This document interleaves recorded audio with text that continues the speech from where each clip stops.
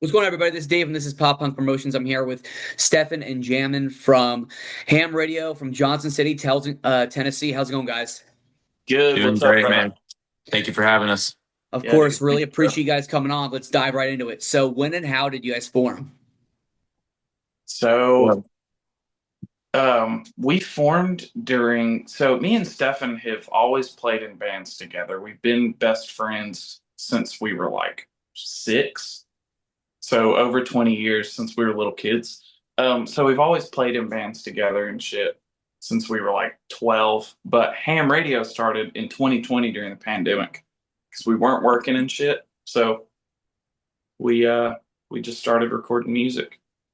we were in another band, and where he and I are kind of just like brothers. We were quarantined together, so we were like, let's just write some shit and like you sing on it because we were having different frontmen and stuff at the time. And I was like, you sing on it. We'll bring it back to how it was in the old days. And something about it just really lit a spark under us. And it started as like a pandemic idea, but then it just turned into what we want to put all of our energy into. Uh, Yep. for the foreseeable future. So, and then here we are, like 5 years later, four, Six. 6 years later. Yeah. It's amazing how like COVID was able to like bring you guys together. Like I tell people, COVID was like a blessing and a curse. I think some bands went their separate ways during COVID, but then a lot of bands formed and they just realized, hey, like we miss doing this, we miss like doing our passion and doing what we love. Let's get back in the swing of things and then go tour and release new music. So it's really, really beautiful to see. Yeah, it was cool, man. That's awesome. So you guys literally just dropped a new song with American Theory called "Back to Me." How's the response been? It's been I pretty think good. I Sorry, think you go ahead, stupid. you're good. Numbers wise, it's been a blessing being able to drop something with another band that has their own fan base and stuff.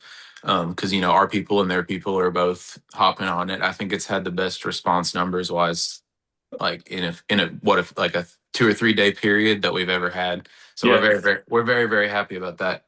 yeah. We're just very happy about how that song turned out because I mean, Jamie, you want to tell about how that happened, kind of? So what's crazy about that song, and I always say this, is like the best songs always come out super naturally. Like the ones that just come out in like an hour are always the best songs for some reason. So we were about to play this show at the Milestone in Charlotte. It was actually the first show we were going to play with American Theory, and it was like the day before. I just sat down. I grabbed. This is another weird thing: is I grabbed Stefan's baritone telly, which is tuned super low, and I just started recording this instrumental. I started out with the guitar, slammed it all the way through like a verse, hook, bridge, hook, boom, threw some drums on it. And then I grabbed my mic that I use on stage and I just busted out some vocals. And Stefan was like, damn, this is fucking cool. And we kept working on it. And what's funny about the song is that like half of the hook is actually still demo take because it had this like energy to it that we loved. So we just kept it. Uh, but yeah, that song's awesome. It's probably the most happy we've been with like the final product of a song. And it came together super, super quick. And my brother Josh over at Reject Audio, he mixed it too. So like it's just like the best worlds colliding there. It kind of shows we can't really, as a band, we can't get enough of that collab shit. Like when we get with another artist, whether it's like an artist that we looked up to for a long time, being able to hop on our track, like we did with AJ from the Dangerous Summer, or like other local artists that we meet and befriend along the way on our travels and stuff. For some reason, we just were addicted to collabing with people and getting the best out of it. And Yeah. we even had Tyler Davis from Red Letter Philosophy play drums on that track too. So it's something really special going on there on that track, and it turned out absolutely perfect. And not on this song, but a funny thing about that ties back into the pandemic is we had Aaron Gillespie from Under Oath play drums on a song, and that like started the whole collab thing because we just love to fucking write songs with people. That's like our favorite thing. It's really sick. So with Aaron, did you hit him up on Instagram? Did he hit you up? Like, how did that all go down? So I've known Rowdy, like Riley Anglin. He was under oath's bus driver, like way back in the day. I've known him my whole life. Like he was at my Christmas and shit all growing up. So I've known Riley for a long time. So me and Aaron sort of have a mutual. And then during the pandemic, we saw Aaron saying that he was open to record shit, and we just hit Aaron up on Insta. I got his email, and then we started talking a lot back and forth, and then we just did it. And he busted the song out super quick and like completely changed the dynamic of the song with his drums. Like it was so rad, dude. Yeah, something about Aaron's drumming is it always sounds like just like himself and nobody else. Like the Yeah. way like his kit choice and the way he tunes his drums and the way he plays. Not only is it incredible, it's like super unique and you can't really sound like Aaron without getting Aaron. So that Yeah. song is called Creatures of Habit for anyone wondering. It's on our Spotify. Yeah. He's Love an that song. absolute machine. He's one of my biggest influences. He's one of the reasons why I got into playing drums. Dude, he's incredible. And he's really cool to be someone that like legendary. He's a dude. He's just chill. He's very cool. So did he give you any kind of feedback, advice? If so, what was it? Yeah. So what's funny is at first we wanted to do like this mashup song of because we were still trying to kind of find our way at this point. We had just started, and it was a lesson we learned. So we were sort of trying to like follow those dumb TikTok trends of like doing song mashups. So we were gonna mash up the Linkin Park song with the almost like with an almost song, and we sent it to him, and he was like, "Yeah, I don't vibe with this. It's a little gimmicky. I'm gonna opt out of this one." And I was like, "Wait, shit, we don't like it either. If you don't like it, dude, we want to completely do something different. Could we send you this original song that we had?" And he just sent me an email and he said all for it. And I was like, "Oh, fucking thank God."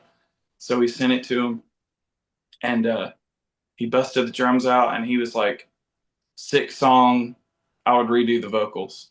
So I was like, "Fuck yeah!" So we redid the vocals. And then the rest is history. Yep, Yeah. That's awesome. a dope song. So for Back to Me, how did the recording process go? Who did you record it with? Back to Me, featuring American Theory, of course. So right before we went on the road to play a couple shows, one of them being that Charlotte Milestone show, that American Theory sold out, which was we're still chasing the high of that show, trying to recreate it somehow, some way.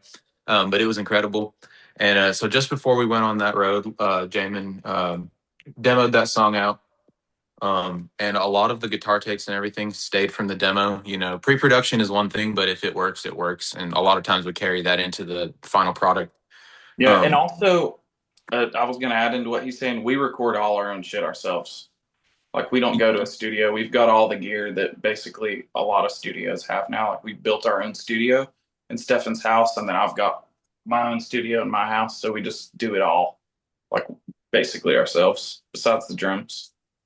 Yeah, we do a lot in the box. And then we ever since we put out our album in January, we kind of made the decision to not use MIDI drums and just use real drums. And you know, obviously samples and stuff are used, but predominantly the sound that you hear is a real drum kit. And that's something that we wanted to do going forward. So that's the one thing. We had our buddy Tyler from Red Letter Philosophy. He actually plays guitar for those guys from Blacksburg.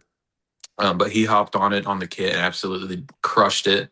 And there's a good chance he's going to be continuing playing drums on our records going forward.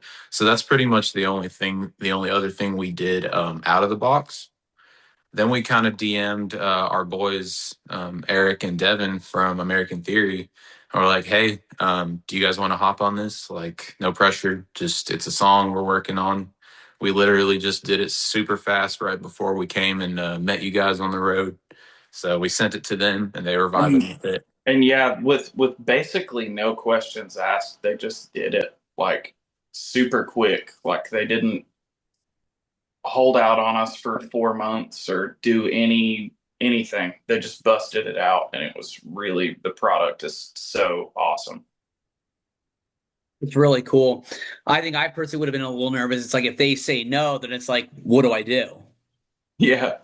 Well, if they said no, we probably just would have dropped it without them on it. Just done your own thing. Yeah, Yeah. but they elevated that song a lot. Like, super proud of it. It's cool how like a song that we busted out like in a day turned into something so that has so much impact. And I think the way that whole thing was done is gonna like that kind of energy and vibe is gonna carry on, you know? Hell yeah, that's awesome. You guys are a jack of all trades. Yeah, we try to be. Very cool. So, what would you say your favorite and your least favorite thing is about the writing and recording process?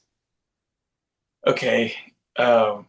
So my favorite thing is just being super in the moment and kind of doing whatever comes to me first. Like I said, I don't like to follow trends. I'm not super into like the octane core style that's like super big right now, you know, which is awesome. I love a lot of it, but personally, I like to be super fucking weird and Just go. crazy with my ideas. Um, so yeah, for me, my favorite thing is just being spontaneous, I guess. And then, believe it or not, my least favorite is recording vocals. I fucking hate recording vocals. For And me, I'm it's like for me, it's pretty similar as far as like my favorite thing is whenever we record in the studio, we don't take ourselves seriously at all, really, except for when we get into the studio. But we still treat it like a hang. So it's like we're really serious about what we're putting down, but we're treating it like a hang. It was like a good experience as friends, yeah, and as a band. And I tend to agree. Like the best times is when you think of something together in a room. Um, our ideas come from all over, but the happiest I feel is when it's in the idea comes together in the room. And then my least favorite thing is the mixing process. So like trying to get it fleshed out and every little detail panned out the way that I want it because I get a little bit OCD with mixes, and I will never mix my own music again for that reason because I'll just ruin a mix if I keep tweaking and tweaking. Um, but now we have Josh, Jamin's brother, taking care of that for us, and it's really smooth now. We've got it down to a science. So, and you can get a good idea of how our sound is going to be on our records from Back to Me. yeah. And another thing I wanted to throw in, and I say this a lot, but we always have like writing is like an art form to me and Stefan.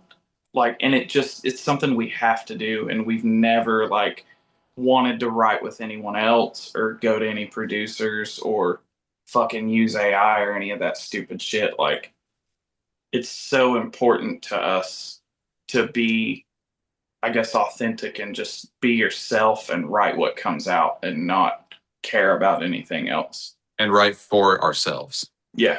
That's like something that Aaron Gillespie said in an interview we were listening to in the van is like, as Under Oath progressed and stuff, they made it a point to not write their records for any kind of profit or anything like that. Just write it to be interesting to each other and Yeah. make it real art. Because if it's not, it's like people are going to notice. Yeah. That's awesome. I feel like if you take it too seriously, then you'll put more pressure on yourself, and therefore the finished product won't be as good. Yeah. That's I awesome. agree with that. Yeah, dude. So, what would you say your biggest influences are? I'll let you take that one first, Stu.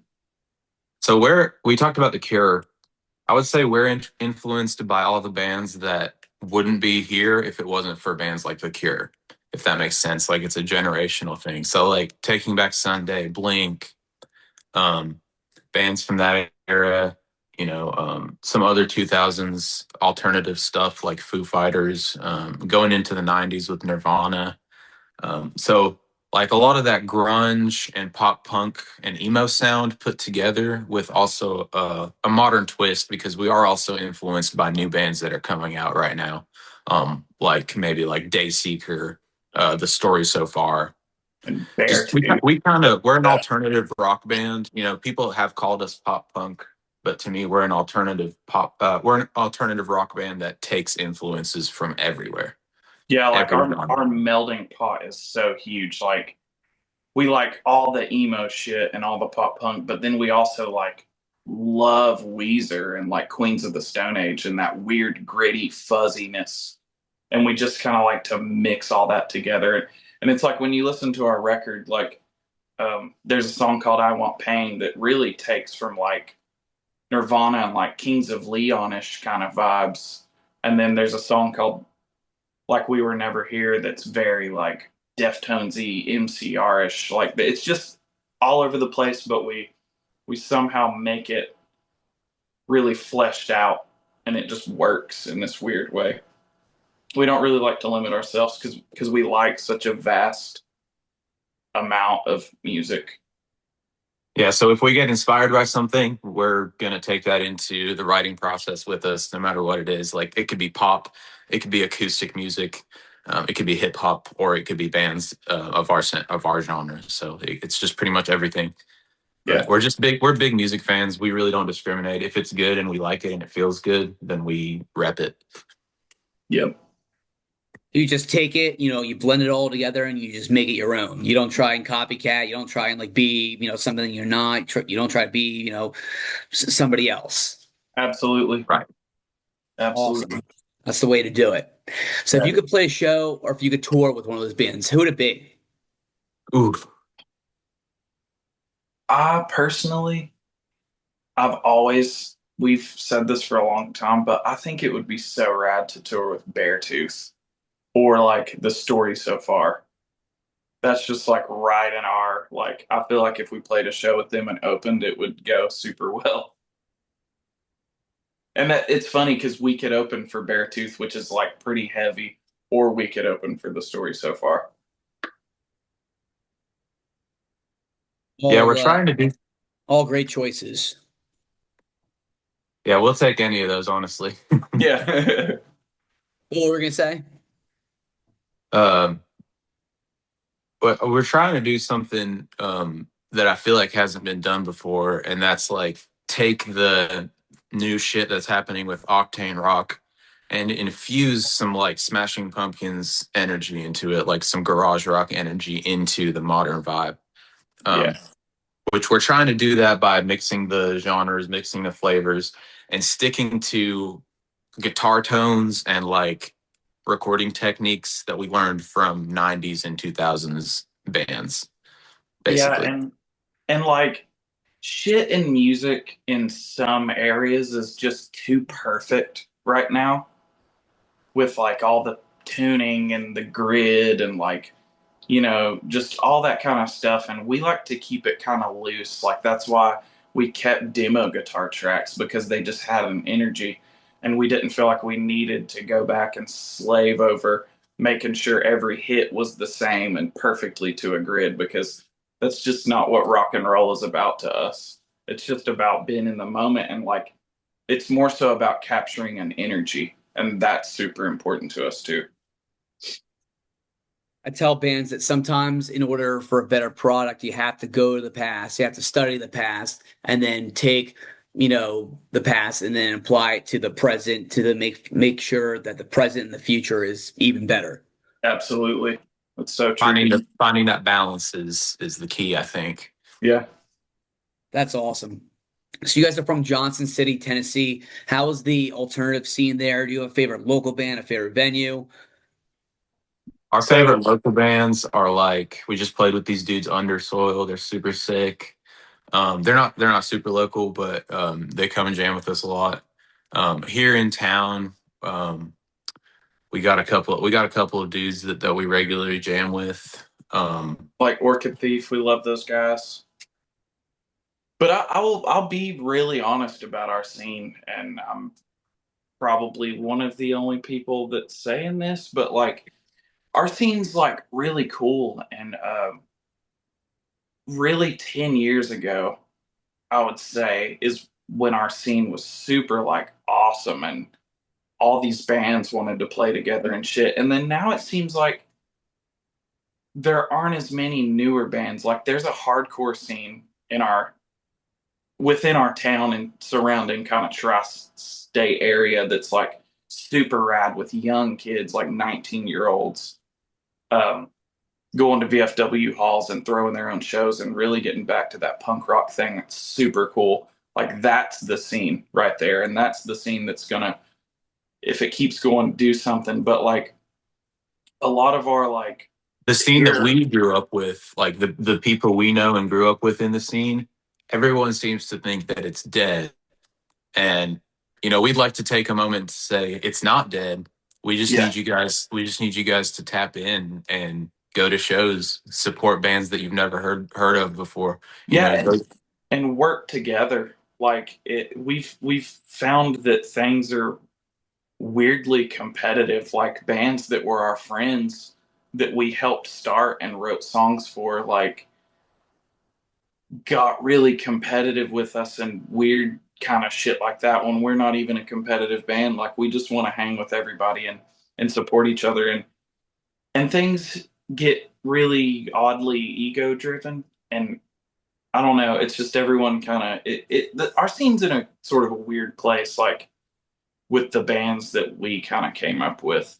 yeah, But no shade to any bands here, yeah but I will say everything's going to be so much better if we lift each other up, and that yeah doesn't go just for the bands in the Tri Cities, but the fans too. And I think a lot of times bands in our scene will have tribes that don't explore other bands, and yeah stuff like that.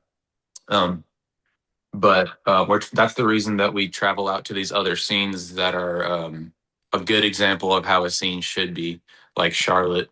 yeah Um, like when we played that Milestone show, part of the reason it was so exciting for us is because it was like fucking all the bands were so cool to each other, and like everyone was instantly best friends and welcomed us in, and we didn't even know any of these people, and they were so supportive of us. At like one show one night that we played, we made friends with bands from that scene in one night, and it's not like that in our hometown anymore. um, but it could be if everyone kind of opens up their mind again and just let's all play these fucking shows together. It doesn't matter what the payout is. Let's just throw a PA in a room and let's fucking play and get people out there. That's what a scene is about. You know what I mean? I would like to give a shout out to Cleansing the Temple because that's one of my favorite local bands around here that is doing it right. So shout out to Cleansing the Temple. Those guys are awesome. You guys can be the start of something special. Be the leaders. Sometimes you got to be the catalyst, and sometimes you got to not be scared to just fucking say it how it is. In a scene, just be like, "Yo, everyone get along. We can all be friends and do some shit and make it fun. Let's just make it fun again." That's what all this shit's about. Absolutely. It's interesting. I've told people this that, 20, 25 years ago, it was competitive everywhere. And it's like, I get it because all the bands were trying to get signed to like, Drive Through and Fearless and Yeah. Vagrant and all that. But now I feel like with all these, bigger labels like going away, I feel like there's less competition. I feel like there's less of a need for bands to be, super duper competitive. Yeah.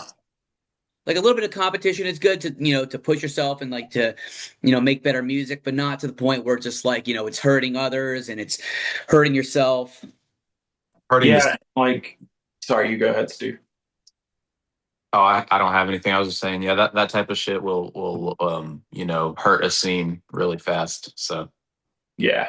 And also these days, like, we're signed. We love our record label, Gold Ship. They have taken such fucking good care of us and helped us do shit that we couldn't have done otherwise. But like, really, these days, it's all about like showing your worth as a band individually. Like every member should have a job in a band, which that's touching on a whole different thing. But like, yeah, it doesn't have to be so competitive.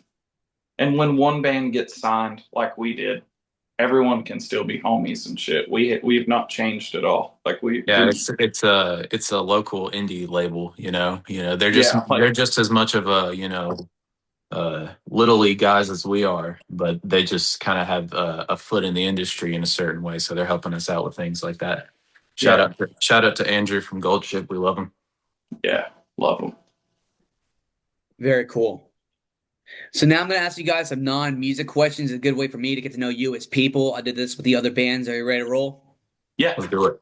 All right, first one. Would you rather explore space or the ocean? Jesus, those are both my biggest fears. Um, I'm I'm gonna gonna say say space.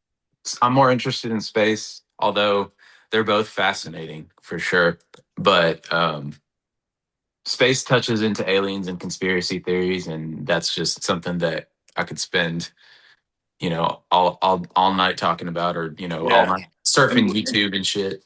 yeah, and we really love Tom DeLonge, so that's kind of like touching into that whole thing. But also, the ocean ties into aliens and UFOs, so like, I'm gonna go ocean.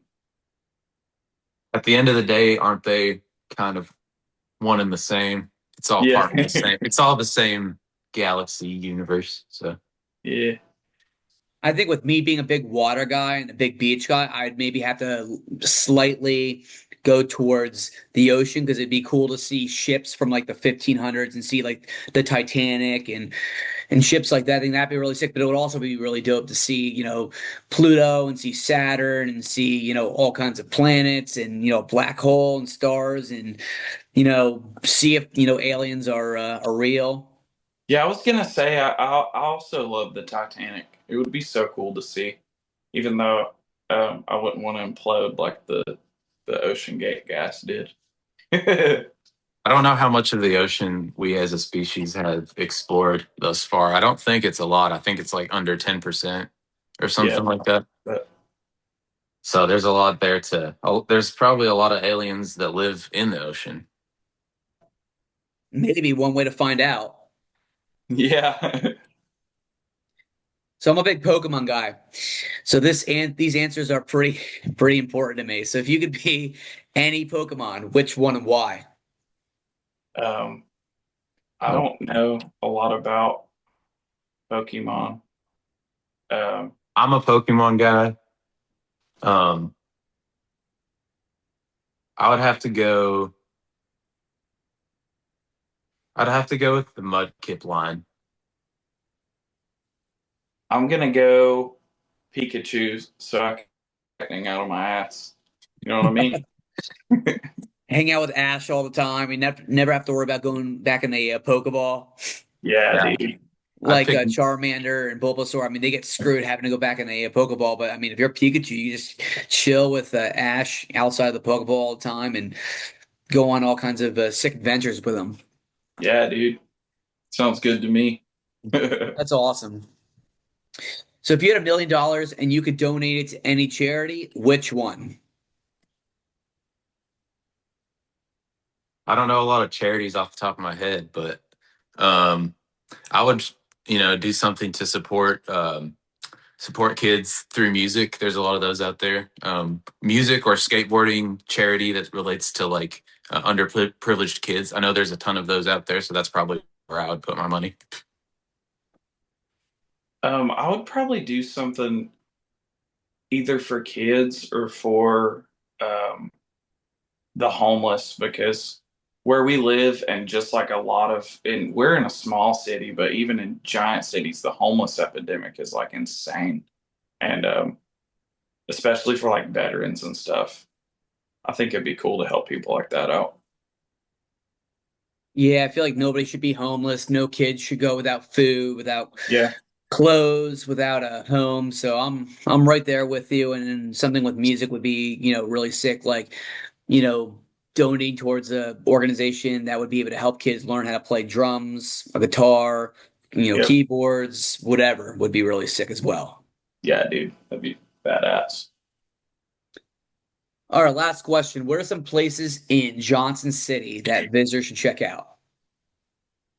Definitely Capone's, which is our crown jewel club. It's always a good time there. It's smack in the middle of downtown in a bustling community. So there's always some kind of crazy unhinged shit going on. And it's sandwiched in between two other pretty awesome places, especially the Hideaway is right Yeah, next door.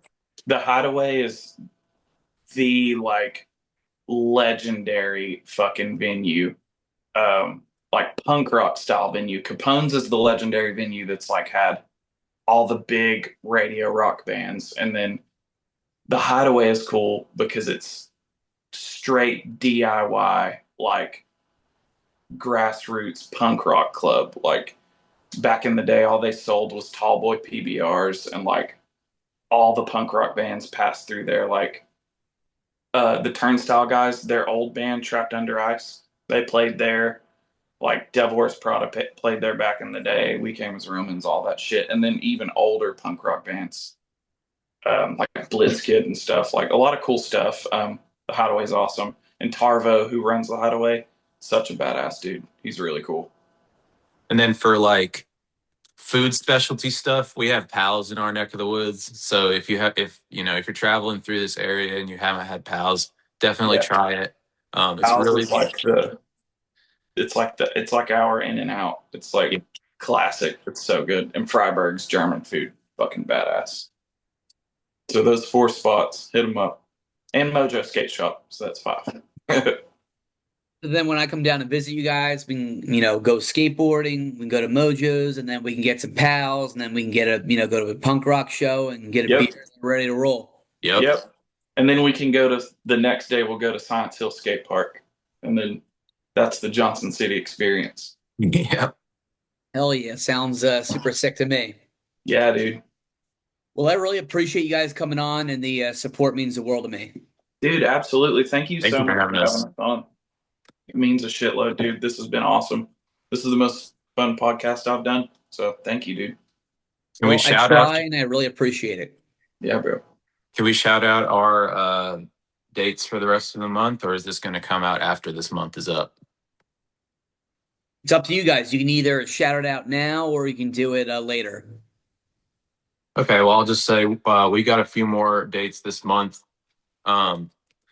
Right here in the Tri-Cities, we're going to be at the VFW in Kingsport on the 28th of May.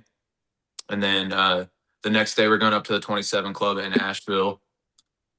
And then on the 30th, it's the Milestone again for the second time. So super excited. And then on the 31st, we are hitting this place called Doc's Tavern in Greenville.